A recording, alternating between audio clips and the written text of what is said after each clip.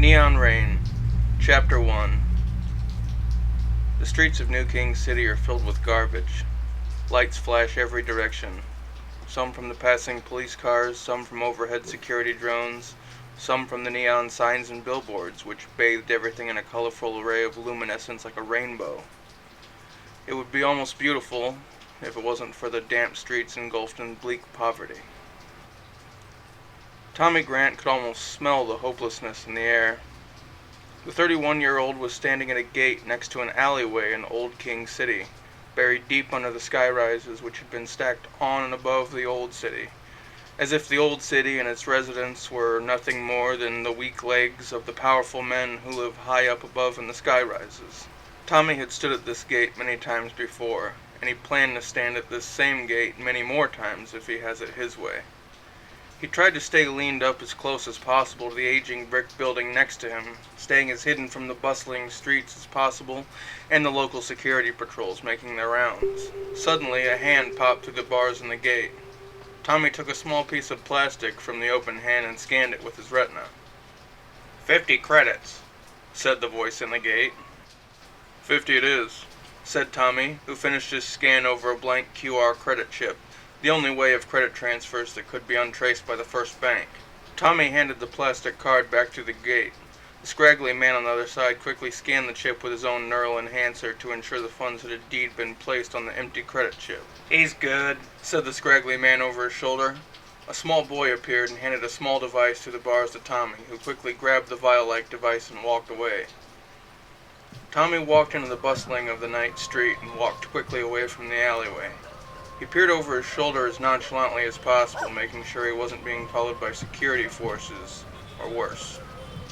Above him, Tommy heard that familiar whirring sound.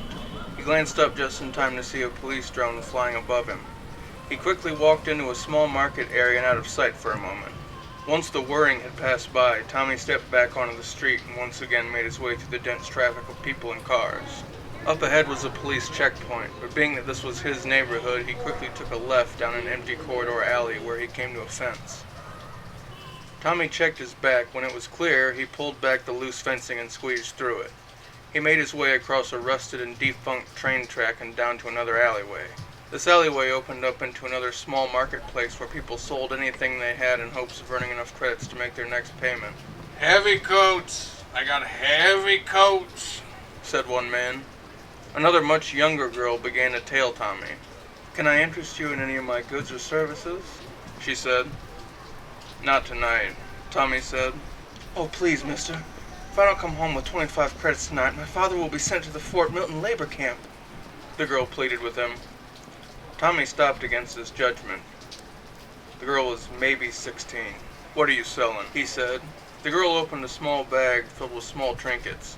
Snow globes, taffy candy, and dolls. How much for 5 pieces of taffy? Said Tommy. 4 credits, the girl replied. Tommy held his hand out. She touched it, and Tommy could see in his retinal application that 4 credits had been taken out of his first bank account. Now go home, Tommy said to her. Thank you, the young girl exclaimed. Is there anything else I could interest you in? Tommy looked at her in a moment of clarity, knowing what she meant. Go home, he replied. Tommy turned and headed back to his intended route. The police forces were now beginning to weave their way through the marketplace. He picked his speed up and arrived in an old brick building. Tommy typed a code into the keypad and gained entrance into the building. He headed right up the escalator stairs to his apartment on the second floor of 10, apartment 2E. Tommy typed in another code, and the sound of the mechanized lock clicking over meant the door was now open. He quickly went in, shut the door behind him, and locked it back down. The apartment was mostly barren, white walls with black trim. A tank full of areca palms, common to help create clean oxygen. The view straight out of the window revealed more old brick buildings lying in the shadow of the nearest 60-floor skyscrapers, brightly illuminated by vast color schemes. The center of New King City just beyond view, the infamous 120-floor Cartier complex, home to the biggest players in not just the city itself, but the true economic powerhouse of the North American Union. Tommy made his way straight to his couch and pulled out the device he had received in the alleyway. He opened it up and pulled out a small vial. Tommy opened a drawer to the coffee table and pulled out a small hydraulic needle. He attached the vial onto the hydraulic fluid pump and stuck himself just under his left armpit. Almost immediately, the strong dose of neuroenzymes entered his nervous system. A feeling of bliss overtook him, and he fell back into his couch as if he was atop a cloud, his eyes rolling around in his head. Neuroenzymes was the reason Tommy Grant woke up every day, to feed his addiction, to escape his reality. It was, however, time to head back to his reality. Tommy opened up his retracting closet slider, grabbed his Teflon uniform, and put it on. He tapped the auto pump to tighten his boots and took one last look in the mirror. He hated what he saw. Just another Homeland Police officer headed out to arrest people just like himself, to do the bidding of a tyrant government.